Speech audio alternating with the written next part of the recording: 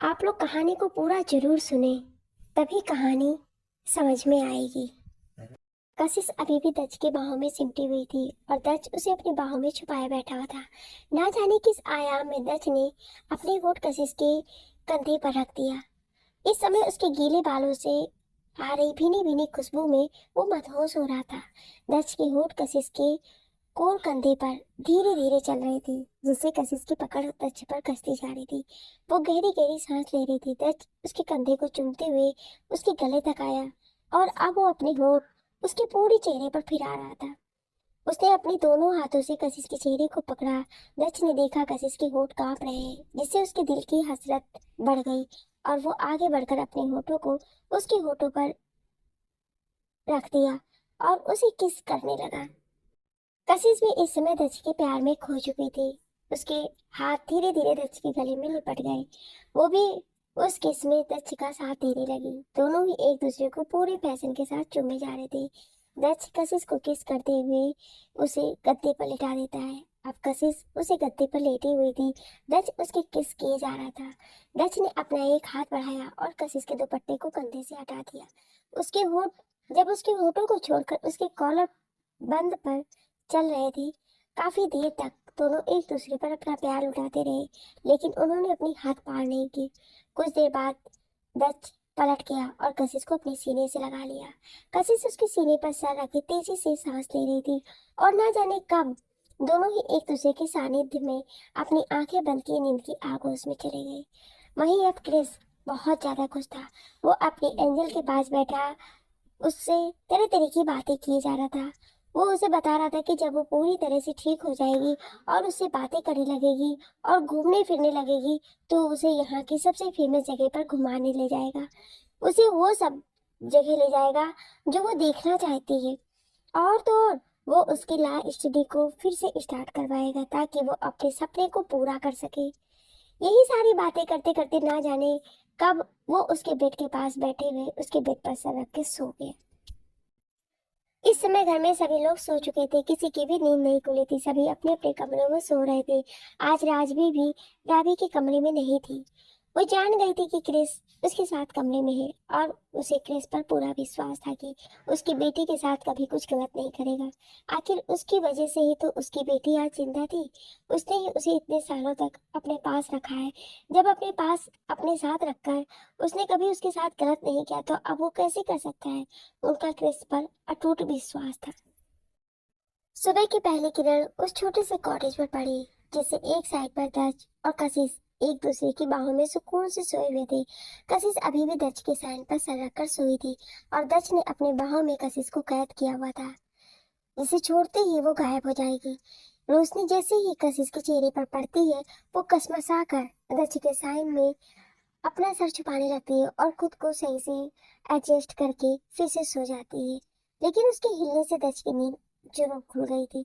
आंखें खोलते ही उसके सामने कशिश का मासूम सा चेहरा आता है, जिसे देखकर उसके चेहरे पर मुस्कान आ जाती है। तभी उसकी नजर कशिश के गले पर पड़ती है, जहाँ पर कुछ लाल निशान थे। रात के उन हंसी पलों की गवाही दे रहे थे। उसे याद आ रहा था कि कैसे वो दोनों मधुसी में आगे बढ़ गए थे, लेकिन उसने खुद को रोक लिया। ये याद आते ही उसके चेहरे की मुस्कान बढ़ जाती है। वो कशिश के चेहरे को देखते हुए कहता है, जानता हूँ इतना विश्वास तुम्हारा है मुझ पर कि मैं आगे नहीं बढ़ता, तो तुम रोकते नहीं, और तुम्हारा यही विश्वास बनाए रखे मेरा काम है, जो मैं कभी टूटने नहीं दूंगा। ये वादा है मेरा। कुछ देर तक कशिश को शिद्दत से निहारने के बाद उसकी नजर अपने फोन पर गई। उसने देखा कि उसके आदमी वहीं आसपास है और उन दोनों को ढूंढ रहे हैं। तो वो कशिश को जगाने लगता है। कुछ ही देर में वो अपनी आंखें खोलती है तो उसके सामने दच का चेहरा दिखता है, जिसे देखकर वो शर्मा जाती है, क्योंकि उसे भी रात का मंजर याद आ जाता है। उसकी शर्माहट देखकर दच उसके कानों के पास जाके कहता है, बस कुछ दिन और, फिर ये शर्म नहीं रहेगी हमारे बीच। ये बोलकर वो उसके गालों को चूम लेता है, जिसे कशिश जल्दी से वहां से उठकर एक और चली जाती है। दस उसे देखकर कहता है, तुम चेंज कर लो, मैं बाहर हूँ। हमारे आदमी आ चुके हैं, घर भी निकलना है। ये बोल वो बाहर चलाता है। उसके जाने के बाद 10 मिनट बाद कशिश भी बाहर आती है। दोनों फिर साथ में घर निकलते आते हैं। पूरे रास्ते कशिश शांत थी, शायद वो अभी भी शर्मा रही थी। कुछ देर में घर पहुंच जाते हैं। घर जाकर उन्हें भी रावी के इम्प्रूवमेंट के बारे में पता चलता है, जिसे सुनकर दोनों ही खुश हो जाते हैं। फिर राज भी उन्हें बताती है कि कल से सभी रस्में स्टार्ट होने वाली है। तभी सेजल ने कहा, माँ क्या वो भी आ रही है? तो राजवी ने कहा, हाँ बेटा वो भी आ रही है। सेजल के ऐसा कहने पर विजय पूछता है, कौन? तो राजवी कहती है, मेरी बहन है। वो भी कशिश को बहुत मानती है। हमारे अपनी बेटे और बेटे के साथ आ रही है, शाम तक पहुंच जाएगी। दक्ष का मेंशन खूबसूरती से सजाया जा रहा था। आखिर वो भी क्यों ना, क्योंकि आज तो दक्ष और कशिश की हल्दी थी। सभी चारों ओर घूम घूम कर तैयारी कर रहे थे। वहीं कशिश अपने कमरे में बैठी हुई थी। उसी के साथ सेजल और जिया भी बैठी थी। राजवी, नमन और विजय मिलकर सभी काम करवा रहे थे। क्रिस भी उनकी हेल्प कर रहा था। क्रिस अपने साथ रावी को भी ले आया था। वो रावी को हॉल में बिठाता है और उसके आसपास घूमकर ही सारा काम कर रहा था। उसके इस नेचर को देखकर सभी के चेहरे पर मुस्कान थी। वो सब काम कर ही रहे होते हैं कि तभी मेंशन के गेट से 3 शख्स की एंट्री होती है, जिनमें से एक 45 साल की औरत और एक 25 साल का लड़का और एक 23 साल की लड़की भी होती है। आइए जानते हैं इनके बारे में। रंभा जी राजवी की सगी बड़ी बहन है। इनका नेचर बहुत ही अच्छा है। ये कशिश को भी बहुत ज्यादा मानती है। कशिश को कशिश को मारने के पीछे इनका सबसे बड़ा रीजन ये है कि कामनी इनकी भी सबसे अच्छी दोस्त हुआ करती थी, जिसकी परछाई इन्हें कशिश में नजर आती है। ये सेजल और रावी को भी मानती है, लेकिन कशिश से इनका कुछ ज्यादा ही जुड़ाव है। सचिन रंभा जी का बड़ा बेटा, ये एक बिजनेसमैन है। इसका कंस्ट्रक्शन में बहुत ही जाना माना नाम है, लेकिन ये भी दिल से बहुत ही अच्छा और सच्चा इंसान है। ये कशिश, सेजल और रावी को अपनी बहन की तरह मानता है और तीनों को समान रूप से प्यार देता है। राशि रंभा जी की छोटी बेटी, लेकिन ये सबसे विपरीत है। इसको शुरू से ही कशिश से अलग तरह की चलन थी। कशिश इसे दिखने में सुंदर थी, इसलिए ये कशिश से हमेशा ही द्वेष रखती थी। इसकी कशिश की खुशियां इसे कभी भी हजम नहीं होती थी। ये हमेशा से उसका बुरा चाहती थी। जब कशिश का किडनैप हुआ था तो सबसे ज्यादा यही खुश थी। इसने तो सभी से ये भी कह दिया था कि कशिश के साथ जो भी हुआ है बहुत अच्छा हुआ है, लेकिन रंभा जी ने इसे बहुत डांट लगाई थी।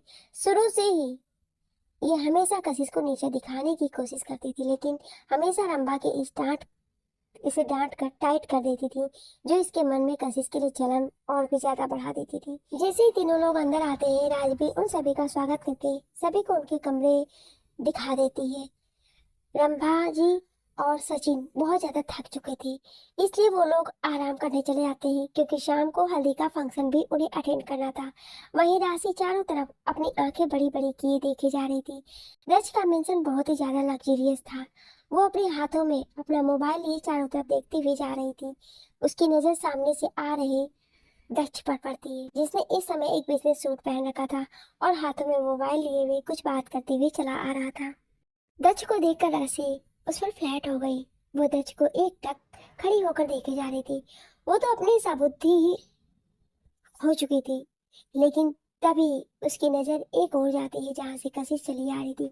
कशिश ने इस समय एक येलो कलर का सूट पहन रखा था, जिसमें वो बहुत ही सुंदर लग रही थी। कशिश के चेहरे पर इस समय एक ना बयां करने वाली खुशी थी, और ये खुशी राशि से बर्दाश्त नहीं हो रही थी।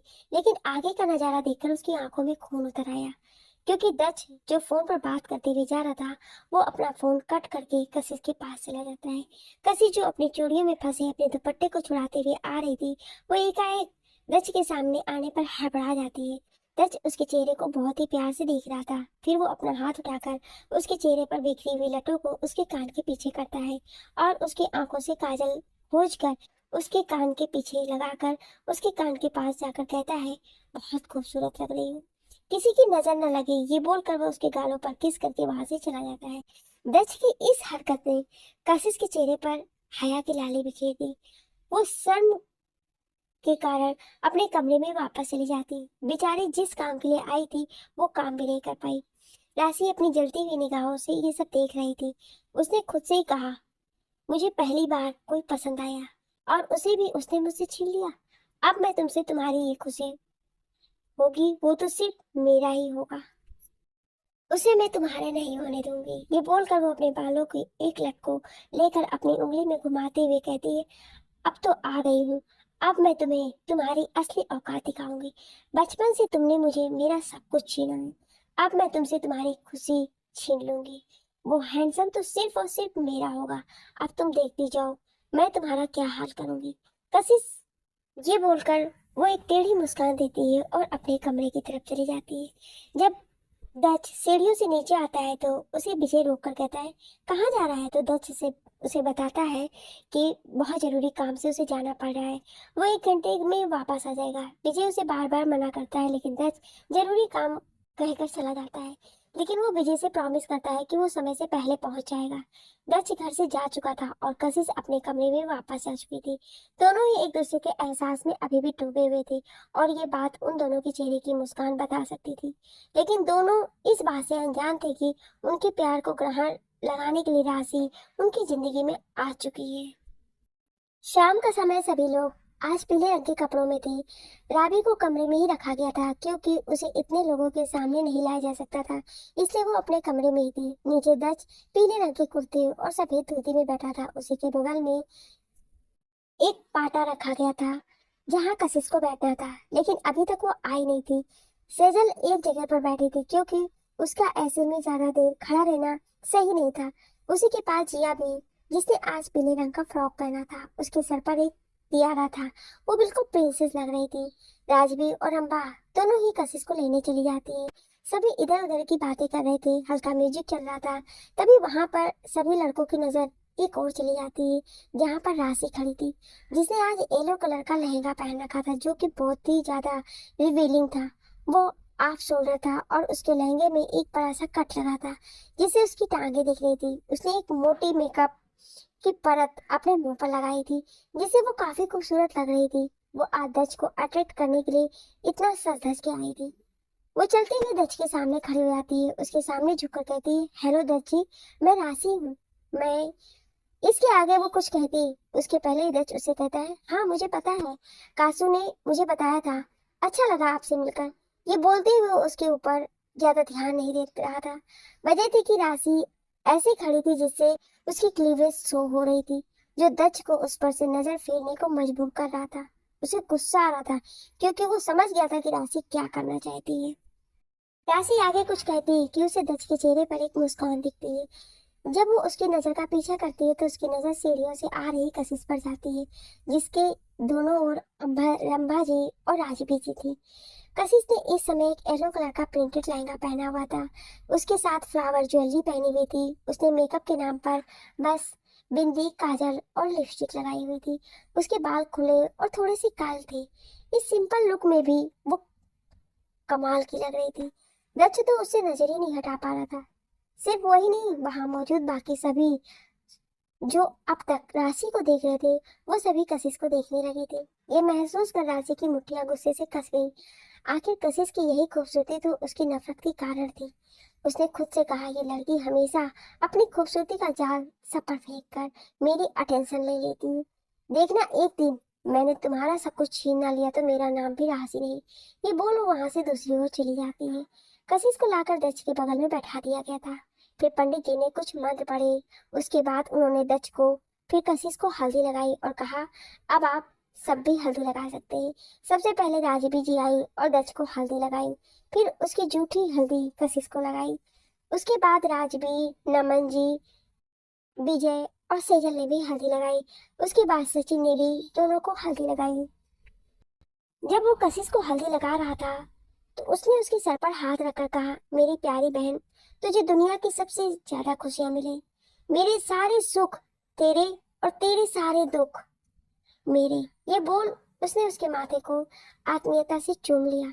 उसका ये प्यारा सा नेचर कशिश के चेहरे की रोक को बढ़ा गया। राशि एक मुस्कान के साथ दच को हल्दी लगाने आगे बढ़ती है, तभी कूदती फांती जिया आई और ढेरों सारी हल्दी लेकर उसने दच के पूरे चेहरे पे लगा दिया। उसकी इस हरकत से सभी मुस्कुरा दिए। तभी राशि गुस्से से आगे आई। उसने जिया का हाथ पकड़कर एक और करके कहा, तुम्हें तमीज नहीं है क्या जो ऐसे कर रही हो? तुम हो कौन? और क्या तुम्हारी माँ ने तुम्हें कुछ सिखाया नहीं? असल में राशि नहीं जानती थी कि जिया कौन है। वो दक्ष को हल्दी के बहाने छूना चाहती थी, लेकिन जिया के आगे आ जाने से वो अपना गुस्सा संभाल नहीं पाई और उस पर अपना गुस्सा दिखाने लगी। उसकी बात सुनकर जिया की आंखों में आंसू आ गए, वो सुबकने लगी। राशि को और गुस्सा आ गया, उसने उसे एक और धक्का दे दिया। जिया गिरती उसके पहले ही दक्ष ने जाकर उसे पकड़ लिया और अपनी गोद में उठा लिया। जिया ने दक्ष को देखकर कहा, स्मार्टी, ये आंटी गंदी है। इन्होंने जिया को डांटा, ये बोल वो उसके गले लगकर रोने लगती है। दक्ष अब तक जो जिया को देख रहा था वो गुस्से से राशि को घूरने लगता है। अब तक सभी लोग राशि और जिया के पास आ गए थे, कशिश भी। दक्ष को ऐसे देखकर राशि भी डर जाती है। वो कुछ कहते उसके पहले ही सचिन ने आकर राशि को गुस्से से अपनी ओर घुमाया और कहा, तुम्हारा दिमाग खराब हो गया? तुम एक बच्चे से ऐसे कैसे बात कर सकती हो? तुम उसके मैनर की बात कर रही थी, तुम्हारा मैनर कहाँ गया? राशि कहती, ओ प्लीज भाई, आप एक अनजान लड़की के लिए मुझे ऐसे नहीं बोल सकते हैं। उसकी बात पर दक्ष कहता है, वो अनजान नहीं है, इस घर की बच्ची है, विजय और सेजल की बेटी है और मेरी जान है। और तुमने मेरी जान को रुलाने की कोशिश की है, तुम्हारी इतनी हिम्मत। सभी जानते थे कि दक्ष के लिए जिया क्या मायने रखती थी। कशिश ने उसे पाला था, लेकिन वो सभी की जान थी। दक्ष के मुंह से ये सुनकर राशि हैरान हो जाती है। वो कुछ कहती उसके पहले ही रंभा जी आकर कहती है, यही माफी मांगो बच्ची से। उसके बाद पर राशि कुछ कहती उसके पहले ही रंभा जी गुस्से से कहती है, मैंने कहा माफी मांगो। राशि एक बार सबको देखती है, फिर गुस्से से जिया की ओर देखकर कहती है, मुझे माफ कर दो जिया। ये बोलकर वो वहां से चली जाती है। उसके जाने के बाद विजय कहता है, कोई नहीं, हम प्रोग्राम आगे बढ़ाते हैं। ये बोल वो दक्ष से जिया को अपनी गोद में बैठा लेता है और दक्ष को अपनी जगह बैठा देता है। सभी लोग उन दोनों को हल्दी लगाते हैं। फंक्शन बहुत अच्छे से खत्म हुआ है। राजवी ने दक्ष और कशिश को नहाने के लिए कमरे में भेज दिया। कशिश जैसे ही कमरे में आती है, कोई उसे पकड़कर दरवाजे से लगा देता है। जब वो सामने देखती है तो शॉक्ड हो जाती है। कशिश अभी भी अपनी आंखें बड़ी बड़ी किए सामने देखे जा रही थी, जहाँ कोई और नहीं बल्कि दक्ष खड़ा था। दक्ष के चेहरे पर इस समय एक गहरी मुस्कान थी। कशिश उसे देखकर कहती है, आप यहाँ क्या कर रहे हैं? किसी ने आपको यहाँ देख लिया तब क्या होगा? आप जल्दी से यहाँ से जाइए। आप यहाँ आए कैसे? कशिश एक टक बोले जा रही थी, तभी दक्ष ने उसके होठों पर अपनी एक उंगली रखकर उसे खामोश करा दिया और कहा, यार तुम कितना बोल रही हो? कोई देख कर आए या ना आए, लेकिन तुम्हारी आवाज सुनकर जरूर आ जाएगा। अब चुप रहना, मैं जो करने आया हूँ करने दो। कशिश अपनी पलकें बार बार झपकाकर उसे देखे जा रही थी। इस समय वो बहुत ही क्यूट लग रही थी। दक्ष ने उससे कहा, अब मैं अपना हाथ हटा रहा हूँ, चुप रहना, ओके? उसकी बात पर कशिश अपना सिर हाँ में हिला देती है। दक्ष उसके मुंह से अपना हाथ हटाता है और कहता है, अब मैं वो करने वाला हूँ जो मुझे करना है। ये बोल वो कशिश का चेहरा अपने हाथों में भरकर उसके करीब आने लगता है। कशिश जब दक्ष को अपने करीब आते देखती है तो अपनी आंखें बंद कर लेती है, उसके होंठ कांपने लगते हैं। दक्ष जब कशिश को ऐसे देखता है तो मुस्कुरा देता है। तभी कशिश को फील होता है कि दक्ष ने अपना गाल उसके गालों से रगड़ा है। फिर दूसरे गाल पर भी उसने ऐसा ही किया था। कशिश अपनी आंखें झट से खोल देती है। वो पागल तो कुछ और ही सोच रही थी। वो दक्ष की ओर देखती है जो उसे ही देख रहा था। दक्ष ने कहा, जब तक मैं तुम्हें हल्दी नहीं लगा देता तब तक हमारी हल्दी पूरी कैसे होती है ना? उसकी बात सुनकर कशिश अपना सर नीचे कर लेती है। वो अपना चेहरा दक्ष से छुपा रही थी, क्योंकि वो नहीं चाहती थी कि दक्ष उसका चेहरा देखे जो शर्म से लाल हो चुका था। तभी उसे अपने कानों के करीब दक्ष की सांसें महसूस होती हैं। दक्ष उसके कानों में मदहोश कर देने वाली आवाज में कहता है, मैं तो इसलिए आया था, लगता है तुम कुछ और ही समझ बैठी थी। अब तो कशिश का मन हो रहा था कि वो भाग जाए और कहीं छुप जाए। दक्ष उसके चिन को पकड़कर ऊपर उठाता है और उसके होठों पर अपने होठ रख देता है। कशिश की आंखें इस एहसास से ही बंद हो जाती हैं। उसके हाथ दक्ष के गले के चारों ओर बंध जाते हैं। काफी देर तक दक्ष उसे किस करता रहा। जब उसे एहसास होता है कि कशिश को सांस लेने में प्रॉब्लम हो रही है, तब जाकर वो उसके होठों को आजाद कर देता है। दक्ष और कशिश दोनों को ही सांस तेज चल रही थी। दोनों के सर एक दूसरे से जुड़े थे। दक्ष ने कशिश के लाल हो चुके चेहरे को देखकर कहा, वैसे मैं ये करने तो नहीं आया था, लेकिन तुम्हारे दिल की ख्वाहिश को कैसे न पूरा करता। कशिश जब दक्ष के मुंह से ऐसा सुनती है तो वो शर्मा कर उसके गले लग जाती है। दक्ष भी मुस्कुराकर उसे अपने आगोश में भींच लेता है। वहीं राशि अपने कमरे में गुस्से से इधर उधर घूम रही थी। वो खुद से कहती, कशिश तुम खुश नहीं रह सकती। हमेशा से सबने तुम्हें मुझसे ज्यादा अहमियत दी। स्कूल कॉलेज में तुम्हारे कारण कोई मुझे देखता नहीं था। सभी लड़के तुमसे दोस्ती करना चाहते थे। मेरा सगा भाई भी तुम्हें मुझसे ज्यादा मानता है। तुमने हमेशा मुझसे मेरे हक छीना है। अब मैं तुमसे तुम्हारी सबसे बड़ी खुशी, तुमसे दक्ष को छीन लूंगी। मैं तुम्हारी शादी उससे कभी नहीं होने दूंगी। अगर दक्ष की बेबी कोई बनेगी तो सिर्फ मैं ही बनूंगी। मैं बनूंगी मिसेज राशि दक्ष ओबेरॉय। ये बोल वो जोर जोर से हंसने लगती है। राशि को देखकर लग रहा था जैसे वो कोई पागल है, लेकिन उसके चेहरे की हंसी खतरनाक थी। अब वो क्या करने वाली है ये तो वही जान सकती थी, या फिर आने वाला समय।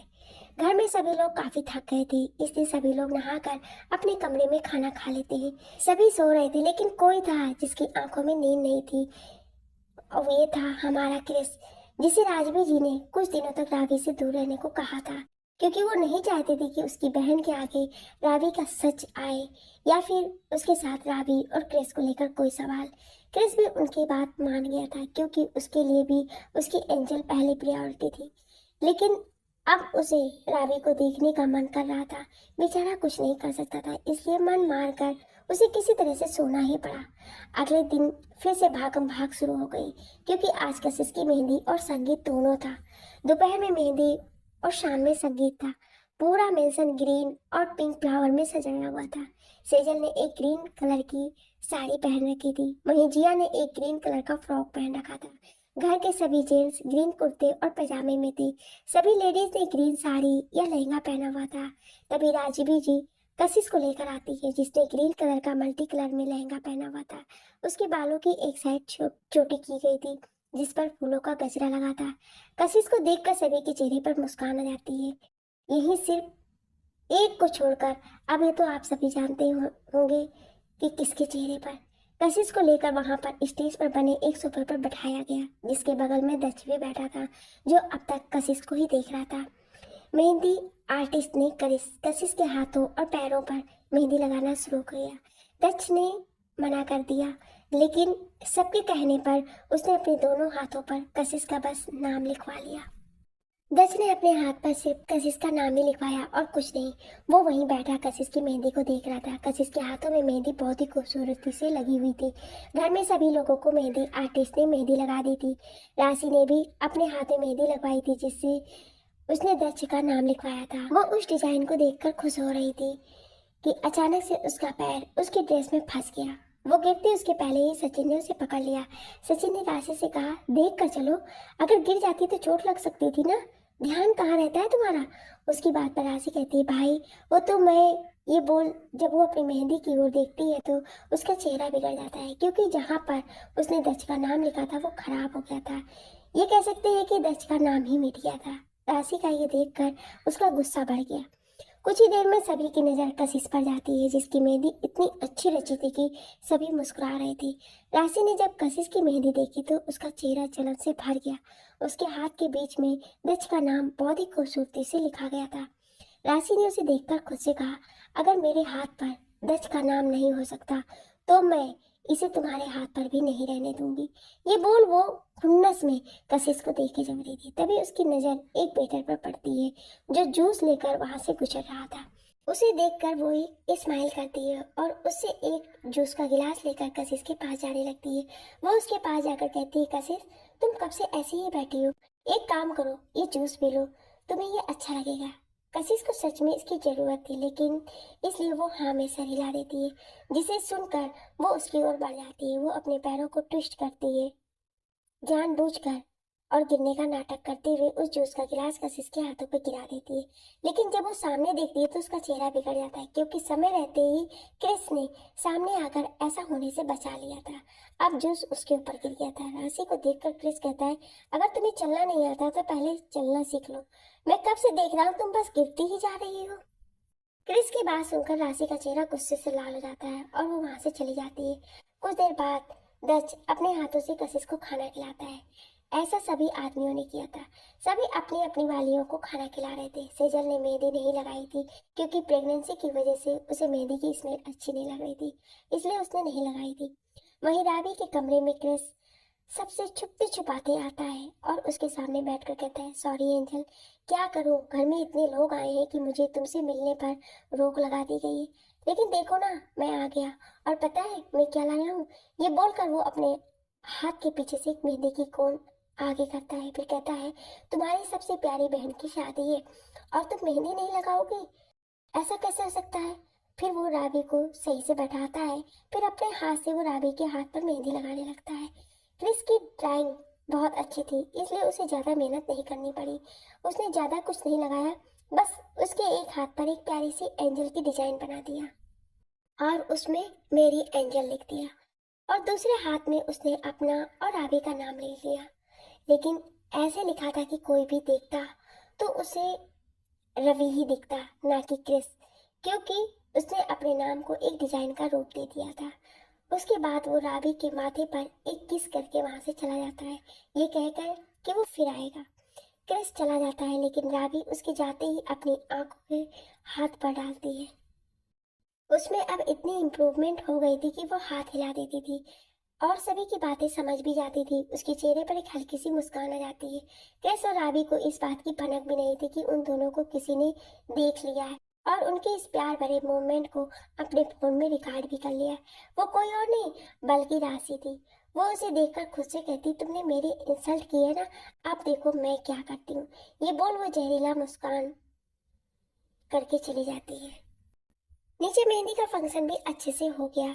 कशिश अपने कमरे में आराम कर रही थी और दच अपने कमरे में वीसी के थ्रू एक मीटिंग अटेंड कर रहा था। ये मीटिंग एक डॉक्टर से थी। दच ने एक एक्सपर्ट को हायर किया था रावी के इलाज के लिए और उसी की मीटिंग में वो था। कुछ देर बाद दच ने अपना लैपटॉप बंद किया और खुद से कहा अब बहुत जल्दी रावी ठीक हो जाएगी और कशिश के साथ साथ सभी का इंतजार खत्म होगा और सबसे ज्यादा मेरे क्रिस का। ये बोल वो मुस्कुरा देता है। राजबी जब रावी के कमरे में आती है तो वो हैरान हो जाती है, क्योंकि रावी तो सो रही थी लेकिन उसके हाथों में बहुत ही प्यारी सी मेहंदी लगी थी, जिसे देखकर राजबी समझ जाती है कि वो काम किसका होगा। ये देखकर मुस्कुरा देती है। उन्हें इस बात पर बहुत खुशी होती है कि कोई ऐसा भी हो सकता है जो उसकी बच्ची के बारे में सब कुछ जानने के बाद और उसके इस हालत में भी उसे इतना प्यार और सम्मान देता है। राजबी जब रावी के हाथ पर एंजल का डिजाइन देखती है तो उसे अपनी एक बात याद आ जाती है। राबी हमेशा कहती थी कि वो कभी शादी नहीं करेगी, क्योंकि जैसे उसके पापा उसे प्यार करते हैं दूसरा कोई नहीं कर सकता है। उसकी बात पर राजवी ने उसे कहा था कि एक दिन उसकी जिंदगी में कोई ऐसा होगा जो उसे किसी एंजल की तरह प्यार करेगा। उसे ये बात आज याद आ जाती है और वो खुद से कहती है मुझे नहीं पता था कि मेरी इस बात को भगवान ने मान लिया और मेरी बच्ची की जिंदगी में सच में कोई ऐसा भेज दिया जो उसे एंजल ही मानता है। ये बोल वो अपनी आंखों में आई नमी को साफ करके राबी के पास जाकर सो जाती है।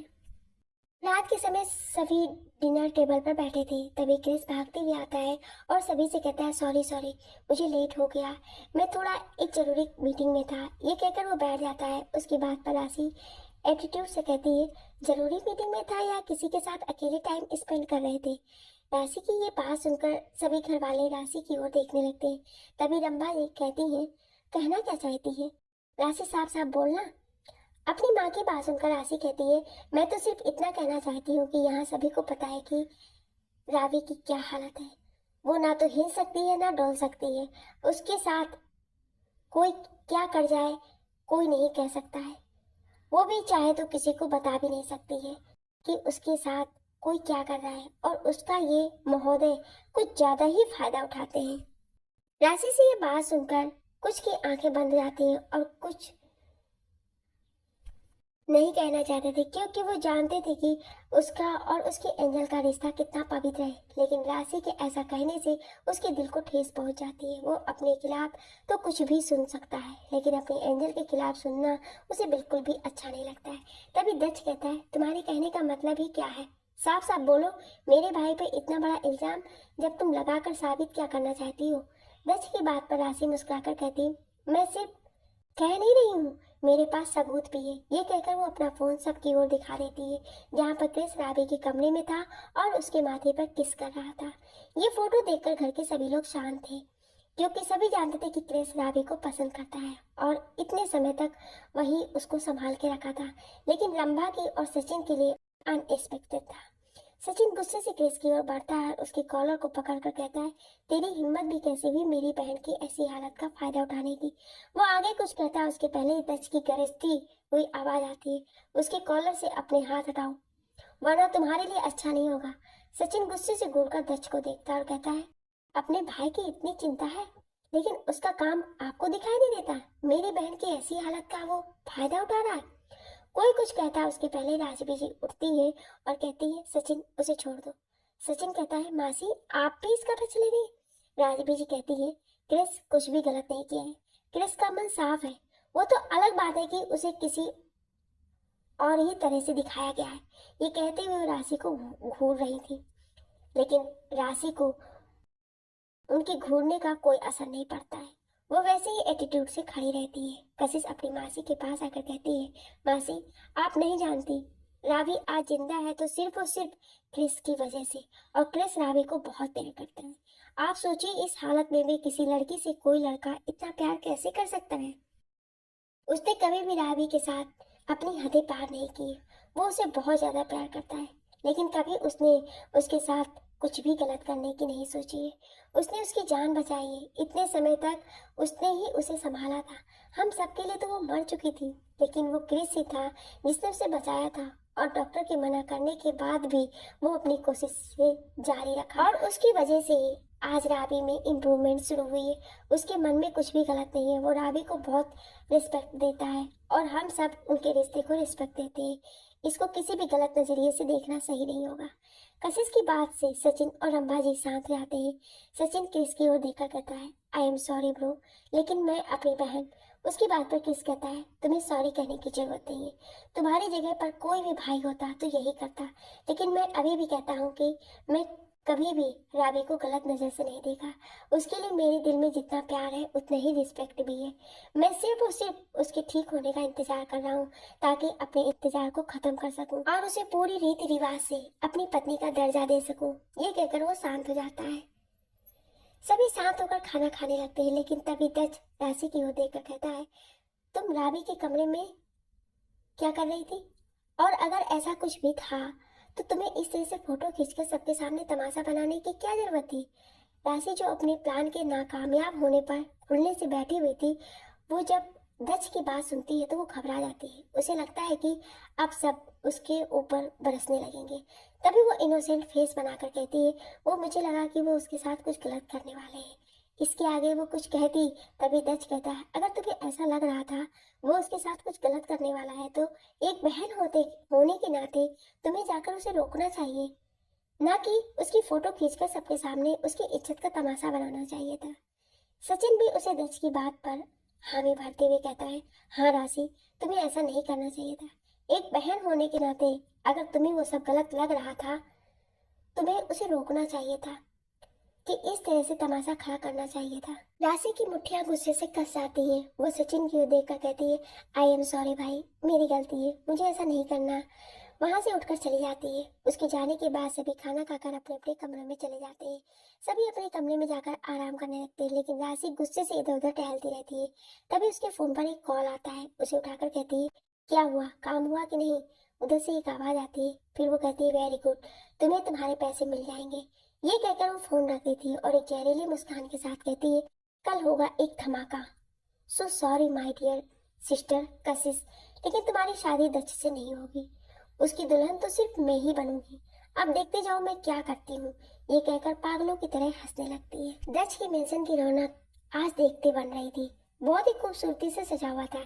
ऐसा लग रहा था जैसे स्वर्ग से राजा इंद्र का महल धरती पर ला दिया गया है। हॉल में बड़े से बड़ा बिजनेसमैन और नेता, यहाँ तक के एक्टर एक्ट्रेस भी मौजूद थे। सभी यहाँ दच की शादी के लिए आए थे। दच मंडप में बैठा हुआ था। वो इस समय किसी राजा की तरह लग रहा था। उसने एक क्रीम और मैरून कलर की शेरवानी पहन रखी थी। उस पर मोतियों की माला और सर पर सेहरा। वहां मौजूद सभी लड़कियां दच के चार में खुद को बोलने से रोक नहीं पा रही थी, लेकिन अब कुछ नहीं हो सकता था। उन सभी लड़कियों को कशिश के भाग्य से ईर्ष्या हो रही थी। दच मंडप में बैठा बेसब्री से कशिश का वेट कर रहा था। वहीं घर के सभी लोग वहां पर मौजूद थे। रावी की व्हील चेयर को क्रिस पकड़े खड़ा था। कुछ ही देर में वर पूजा खत्म होने के बाद पंडित जी ने कन्या को बुलाने को कहा। उनकी बात सुनकर राजवीर और रंभा जी कशिश को लेने चली गई। वहीं कशिश अपने कमरे में बैठी हुई थी।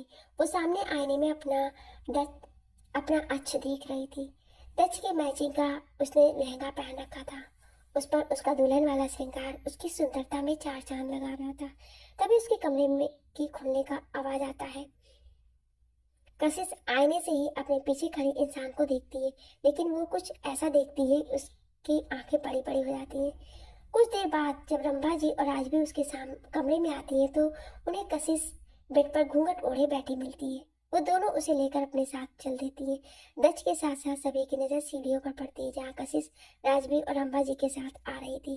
दक्ष को थोड़ी मायूसी दिखती है क्योंकि वो जानता था कि अब जब तक फेरी नहीं हो जाते वो कशिश का चेहरा नहीं देख सकता था। कशिश को लेकर उसके बगल में बैठा दिया जाता है। दक्ष के बगल में बैठी कशिश को देखकर न जाने क्यों लेकिन दक्ष को अजीब लगता है। वो खुद से कहता है, जब भी कासू मेरे करीब आती है तो मेरे दिल में अजीब सी हलचल होती है, लेकिन आज ऐसा क्यों नहीं हो रहा है। मुझे ऐसा अजीब एहसास क्यों हो रहा है। फिर वो खुद से कहता है, लगता है मैं कुछ नर्वस हो रहा हूँ। आखिर अब पूरे हक से वो मेरी हो जाएगी। वैसे तो वो पहले भी मेरी थी, लेकिन अब बिना किसी झिझक के हम अपने रिश्ते को अपना सकते हैं। ये सब सोच कर ही अंदर खुशी महसूस हो रही थी, लेकिन उसे अजीब सी घबराहट भी हो रही थी, जैसे कोई अपना मुसीबत में हो। पंडित जी मंत्र पढ़ रहे थे, तभी वो दक्ष से कुछ मंत्र पढ़वाते हैं। अचानक से दक्ष का ध्यान कशिश के हाथों पर जाता है। उसकी आंखें हैरानी से बड़ी हो जाती हैं। उसे कल रात का सीन याद आने लगता है। फ्लैशबैक। रात के समय दत्त अपने कमरे में अपनी कबर्ड में एक गिफ्ट रख रहा था जो उसने कशिश को फर्स्ट नाइट पर देने के लिए कहा था। तभी उसकी नजर एक धागे पर पड़ती है जिसमें एक मोती लगा था। उसे देखकर वो खुद से कहता है, ये मैं कासू को देना ही भूल गया। एक काम करता हूँ, अभी दे देता हूँ। वैसे भी सब अभी तक सो गए होंगे। ये बोल वो उस धागे को लेकर अपने कमरे से बाहर आता है तो उसे कोई नहीं दिखता है। फिर भी वो बहुत ही सावधानी से कशिश के कमरे की ओर बढ़ जाता है। वो देखता है कि कशिश सो चुकी है। उसका ध्यान उसकी मेहंदी की ओर जाता है जो बहुत ही गहरी चढ़ी थी। दक्ष उसके पास बैठकर उसके चेहरे को ध्यान से देखने लगता है। कशिश के चेहरे पर उसकी कुछ लटें आ रही थी जिन्हें वो अपने हाथों से पीछे कर देता है। अपने चेहरे पर किसी की ठंडी उंगलियां महसूस करके कशिश की नींद टूट जाती है। वो जब अपने सामने देखती है तो उसे दक्ष का हैंडसम फेस दिखता है जिससे उसकी आंखें खुल जाती है। कशिश उठकर कहती है, आप? दक्ष ने तुरंत उसके मुंह पर हाथ रख दिया और कहा, क्या कर रही हो? अगर किसी ने सुन लिया तो सहमत आ जाएगी। उसकी बात पर कशिश उसका हाथ मुंह से हटाती है और कहती है, आप यहाँ इस वक्त? उसकी बात पर दक्ष कहता है, कुछ जरूरी काम था। कशिश ने कहा, क्या काम? तो दक्ष ने उसे वो धागा दिखाया और उसे कशिश के हाथ में बांधते हुए कहा, इसे चाहे जो हो जाए अपने हाथ से नहीं निकालना। इसमें माँ भगवती का आशीर्वाद है। कशिश कहती है, बिल्कुल नहीं उतारूंगी। दक्ष उसका हाथ देखते हुए कहता है, देखो तुम्हारी मेहंदी कितने अच्छा रंग लाई है। उसकी बात पर कशिश कहती है, ये मेहंदी का ही नहीं बल्कि आपके प्यार का रंग है। उसकी बात पर दक्ष उसके हाथों को अपने होठों से छू लेता और कहता है, मेरे प्यार का असली रंग तो तुम्हें कल रात दिखाऊंगा। उसकी बात पर कशिश शर्मा जाती है तो दक्ष उसके माथे पर किस करके कहता है, अब तुम सो जाओ। फिर एक डेविल स्माइल के साथ, फिर कल रात भर तो जागना ही है। ये बोल वो उसे अपनी आई विंग करके चला जाता है। Flashback and. दक्ष ये याद करके अचानक से कशिश का हाथ पकड़ लेता है। सभी इस बात से हैरान हो जाते हैं, लेकिन आगे की बात सुनकर सभी और भी ज्यादा हैरान हो जाते हैं क्योंकि दक्ष कहता है, कौन हो तुम और कहाँ है मेरी कासू? तभी राज भी कहती है, दक्ष बेटा ये आप क्या कर रहे हैं? यही तो कशिश है। लेकिन तभी दक्ष कहता है, ये मेरी कासू नहीं है। ये बोल वो झटके से उसका घूंघट उठा देता है और उसका चेहरा देखकर सभी शॉक्ड हो जाते हैं। आखिर कौन है घूंघट के पीछे? आखिर ऐसा क्या हुआ और कहाँ गई कशिश? क्या किया राशि ने उसके साथ? और क्या राशि अपने मकसद में कामयाब हो पाएगी?